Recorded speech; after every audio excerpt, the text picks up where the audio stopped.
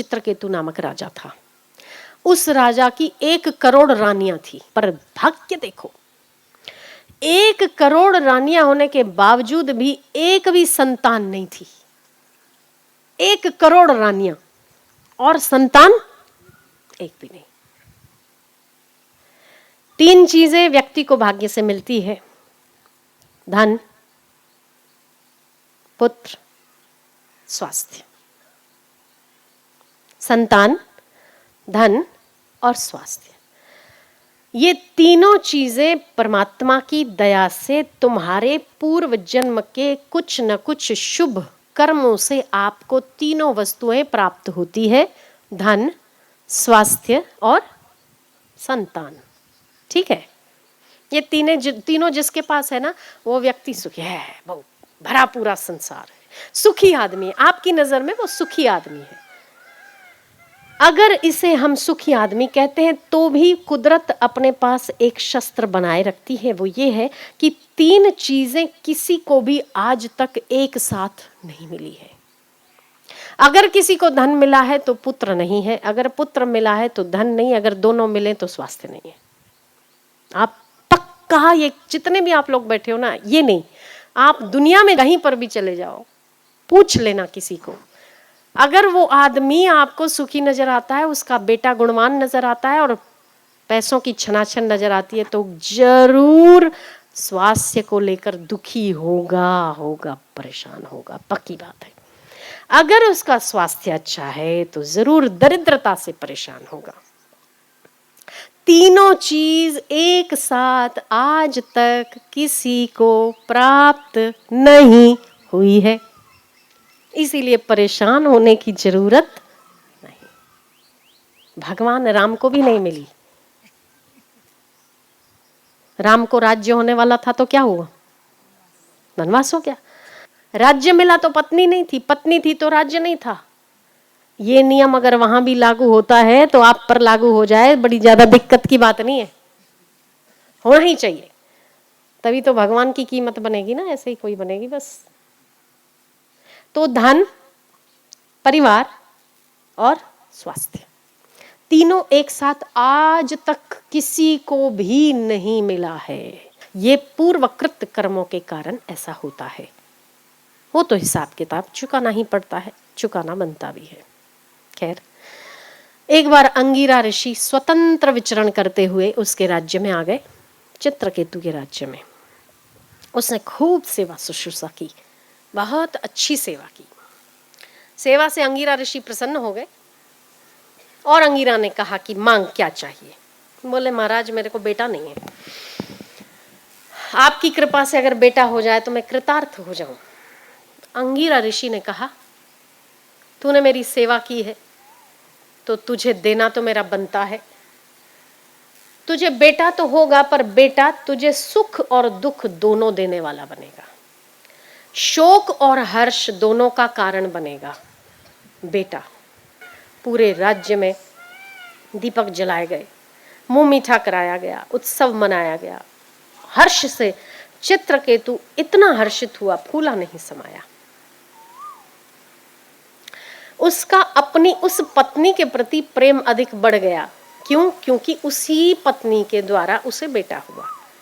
बाकी जो थी 1 करोड़ में से 1 जो माइनस हुई, 1 को छोड़ के बाकी का सारा प्रेम वो 1 ले गई। अब महिलाएं हैं, अपने पति को 1 के प्रति अधिक झुकाव देखते हुए जेलसी होना, ईर्ष्या होना, ये स्त्री सहज गुण है। उन्हें हो गई ईर्ष्या, इसने बेटा क्या दे दिया है, हमारी तो चैन छिन गया है। अब हमारे सामने चित्रकेतु महाराज एक बार भी देखते तक नहीं है। ऐसा कैसा बेटा, इससे तो बेटे को ही खत्म कर दो। ईर्ष्या आदमी से कितने नीच कर्म करवा देती है, ये मनुष्य खुद भी नहीं जानता। काम, क्रोध, ईर्ष्या में आके मनुष्य दूसरे को नीचा दिखाना नहीं छोड़ता, मनुष्य दूसरे की हत्या करना नहीं छोड़ता, मनुष्य दूसरे का जितना बन पड़े उतना नुकसान करना नहीं छोड़ता। पर कर्म करने के पहले अवश्य सावधान रहना चाहिए, क्योंकि आपके कर्मों को आपसे अधिक आपका परमात्मा देखता है। वहां तो वो अंकित होते ही होते हैं। तप करे पाताल में प्रकट होए आकाश।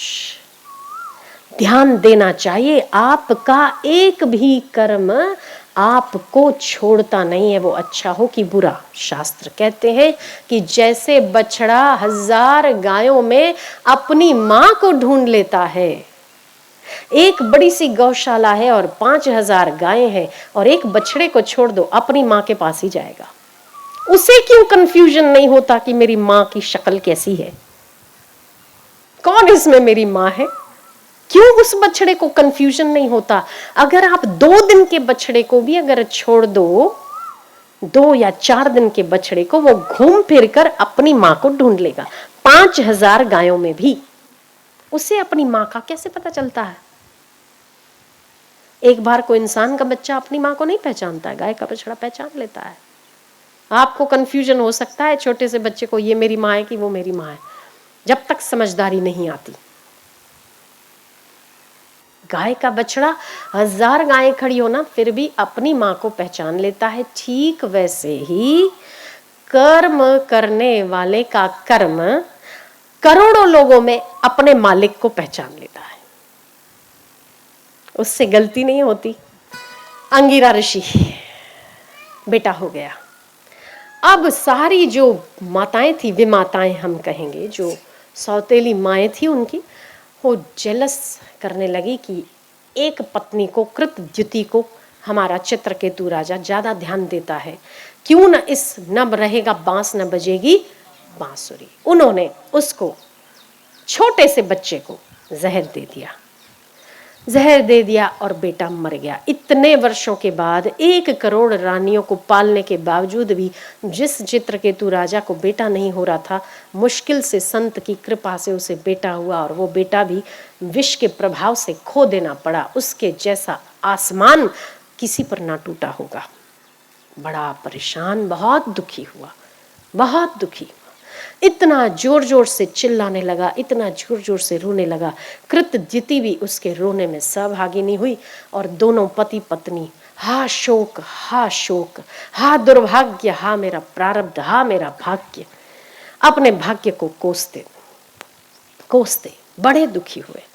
आखिर उसे याद आया कि ये मेरे अंगिरा ऋषि ने मुझे कहा था कि तुम्हारा बेटा शोक भी देगा और हर्ष भी देगा, सुख भी देगा और दुख भी देगा। क्यों न मैं इस वक्त अंगिरा ऋषि को याद करूं। उसका स्वाभाविक मन उस ऋषि की ओर। दुख की आत्यंतिक निवृत्ति जब ही आपको करनी होगी, तब भगवान और भगवत प्राप्त महापुरुष जरूर याद आएंगे, और याद आए तो समझो अब सुख होना चालू हो जाएगा। दुखों की आत्यंतिक निवृत्ति बिना शरण गए आपको मिलेगी ही नहीं। तो क्यों दुखी होने के बाद जब सुख हो तभी चले जाओ, तो दुखों की आत्यंतिक निवृत्ति होती रहेगी, परमानंद की प्राप्ति होती रहेगी। क्या हुआ उस बेटे का? अंगिरा ऋषि पधारे, अंगिरा ऋषि का चिंतन किया, अंगिरा ऋषि आए। अंगिरा ऋषि ने कहा कि महाराज, इस एक बेटे को लेकर आप जितने परेशान हो रहे हैं, कई जन्मों में आपके कितने बेटे हुए, कितनों को लेकर आप दुखी होंगे। पर महाराज, मैं इस जन्म में केवल इसी बेटे के आधार पर 1 करोड़ रानियां, मेरी 1 करोड़ रानियां थी, फिर भी मुझे एक बेटा नहीं हुआ। मुश्किल से एक हुआ और उसका ऐसा हाल हो गया, मैं अपने आप को संभाल नहीं पा रहा हूं। ऋषि ने कहा कि तुम्हें मैं यही बात समझाने की तब कोशिश कर रहा था कि चित्रकेतु, तुम जिस बेटे की चाहना करते हो, वो बेटा, वो संबंधी, वो सुख, वो वैभव, जितनी भी आप लौकिक जगत की सिद्धियों को चाहते हो, वो अंततः आपको दुखों का सैलाब देती है, दुख देती ही देती है। जिस शादी के लिए आप शादी करते हो, जिस सुख के लिए शादी करते हो, शादी करने के बाद आपको पता चलता है कि इसमें सुख नहीं था। जिस बच्चों के लिए आप परिवार बढ़ाते हो वो बच्चे और संतान आपके सिर का दर्द बन जाते हैं, तो आपको लगता है कि ये संतान भी सुखकारी नहीं थे। जिन पैसों के लिए आप इतना यत्न करते हैं दिन और रात, आपको पता चलता है कि ये पैसा भी सुखकारी नहीं है। आखिर शांति सुखदाई है। महाराज, मैं आपको ये पहले भी समझाना चाहता था, पर आपके पुत्र की लालच ने, ये समझने से आप असमर्थ थे, इसीलिए मुझे लगा एक बार बेटा हो जाए और आप उसका अनुभव कर लो कि सांसारिक संबंध में आखिर क्या सुख है, फिर मैं आपको ज्ञान का उपदेश दूंगा। मुझे मेरा बेटा ही चाहिए, मुझे आपके ज्ञान व्यान की बातें समझ में नहीं आती। अंगिरा ने अपने योग बल से जल लिया और छिड़का, पुत्र जीवित हुआ, पुत्र की आत्मा जीवित हुई और पुत्र ने अंगिरा ऋषि को देखकर कहा, प्रणाम प्रणाम ऋषि। ऋषिवर, ये कौन है? कौन छे? आपका बेटा आपको यदि खड़ा रह के पूछे कि ये कौन है, आप इससे बड़ा दुख और कोई समझ सकते हैं? एक बार मर गया वो भी शायद दुख कम है, पर अगर जिंदा बच्चा ये कहे कि आ कौन छे, તમે कहे तारो बापो छू। तुम्हारे पिता को अगर कोई बेटा ये कह दे कि ये कौन है, इससे बड़ा दर्द और क्या हो सकता है। उसने जीवित होकर पूछा, ऋषिवर ये कौन है, ये कौन है? चित्रकेतु ने कहा, बेटा मैं तुम्हारा पिता हूं, मुझे पहचानो, मैं तुम्हारा पिता हूं। तुम्हें क्या हो गया है, तुम्हें क्या हो गया है? मैंने तुम्हें जन्म दिया है और ये तुम्हारी माता है, देखो तुम्हारे वियोग में विलाप कर रही है, बेहोश हो गई है, क्या तुम इसे नहीं जानते? तब चित्रकेतु के बेटे ने कहा कि राजन, राजन पिताजी नहीं, राजन तुम्हारे में इस जन्म का मैं बेटा था, ऐसे तो मेरे कई पिता चले गए, मैंने कई पिता बदले, कई जन्मों में मैं देवता बना, कई जन्मों में मैं पशु बना, पक्षी बना, कीट बना, पतंग बना, तुम मेरे कौन से जन्म के पिता हो? बोले बेटा इस जन्म का, इस जन्म का। अब ये तो मैंने शरीर छोड़ दिया, ये जो मैं आज दिख रहा हूं वो ऋषि की बदौलत दिख रहा हूं, तो मैं आपका बेटा हूं नहीं, बेटा था। क्या बात है, बेटा था मैं। अभी जो मैं आपको आत्म रूप में नजर आ रहा हूं वो केवल और केवल ऋषि की बदौलत नजर आ रहा हूं, मैं आपका बेटा हूं नहीं। और आप मेरे किस जन्म के लिए शोक मनाओगे? मैंने तो कई माता पिता बदल दिए, मैं आपको नहीं जानता हूं। बोले बेटा तेरे साथ बहुत बुरा हुआ।